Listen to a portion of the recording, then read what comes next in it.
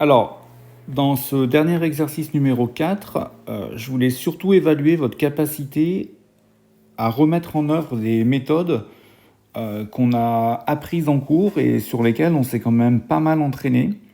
Voilà, donc évidemment, il arrive un moment où il y a une évaluation et je veux vérifier que cet apprentissage et que cet entraînement, il a porté ses fruits. Voilà, donc vous aviez 3 questions. Donc la première, on vous demandait de décomposer 72 et 90 en produits de facteurs premiers. Ok, donc ça, on a vu euh, qu'on peut le faire de cette manière-là, hein. Donc je commence par 72.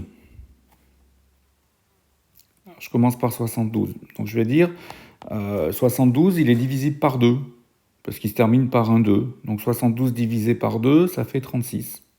36, il est encore divisible par 2, parce qu'il se termine par un 6. Hein. Donc 36 divisé par 2, ça fait 18. 18, il est encore divisible par 2, ça fait 9.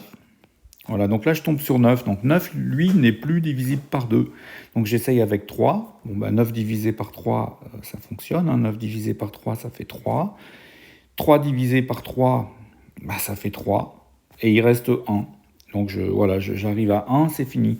Et donc j'en déduis, d'accord, que la décomposition en produit de facteur premier de 72, donc c'est 2 exposant 3, d'accord, parce que dans la liste que j'ai dans ma colonne de droite, là, j'ai 3 fois le facteur 2. Donc je vais dire j'ai 2 exposant 3, ça veut dire j'ai 3 fois le facteur 2. Et j'ai 3 exposant 2, parce que j'ai 2 fois le facteur 3. Donc ça, c'est la décomposition en produit de facteur premier de 72. Ok, et on va faire exactement la même chose avec 90.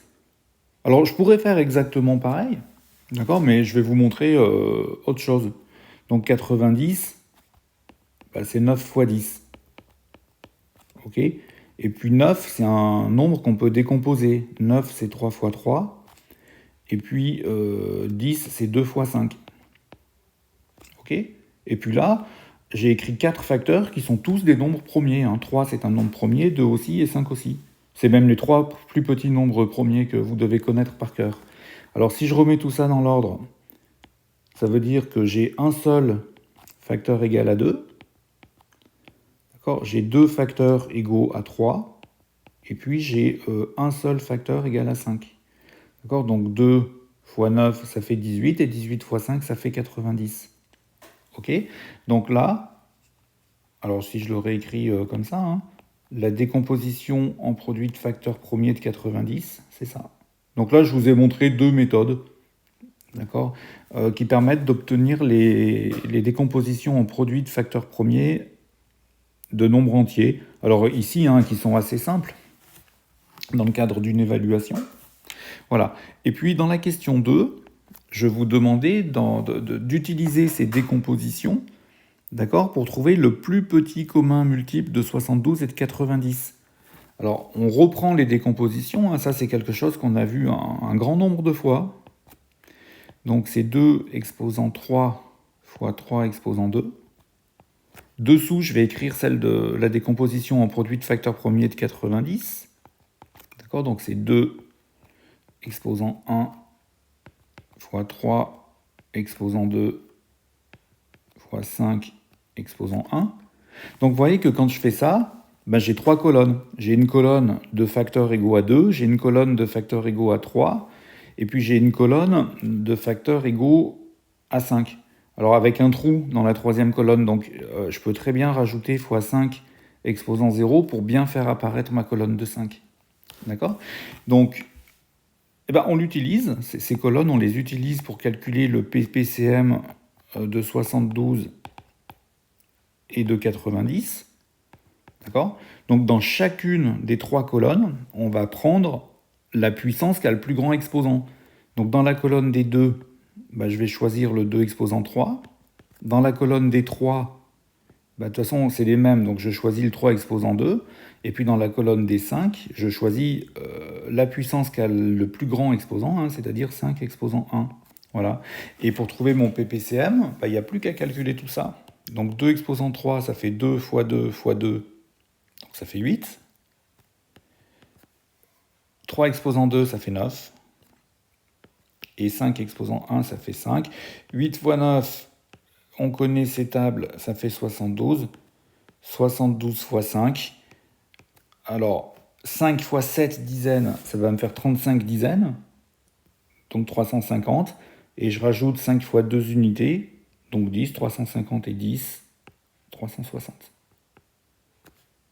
Voilà, donc pour trouver le PPCM de 72 et de 90, bah, il fallait utiliser cette méthode qu'on a travaillé en début d'année. Ok. Et la question 3, bah, je vous demandais de faire une soustraction en fait. Donc il fallait calculer 5 72e moins 7 90e. Ok. Donc mes deux fractions, elles n'ont pas le même dénominateur. Donc on va choisir comme dénominateur le PPCM de 72 et de 90. Donc on vient de trouver 360. Ok.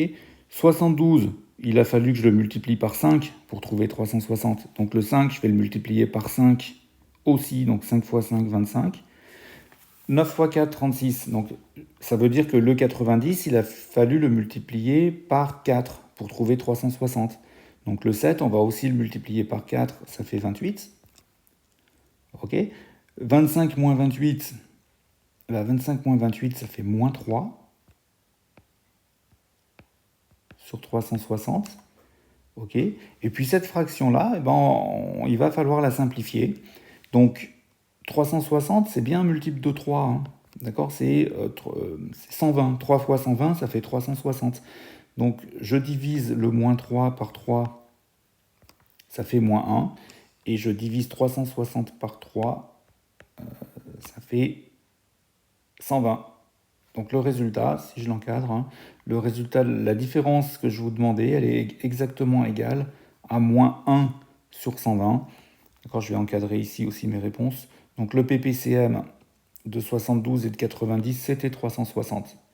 Voilà, donc c'était un petit exercice, peut-être pas si facile que ça, mais en tout cas tout à fait abordable pour un élève qui a travaillé correctement ces méthodes et puis qui s'est entraîné, qui a fourni un travail personnel d'entraînement raisonnable.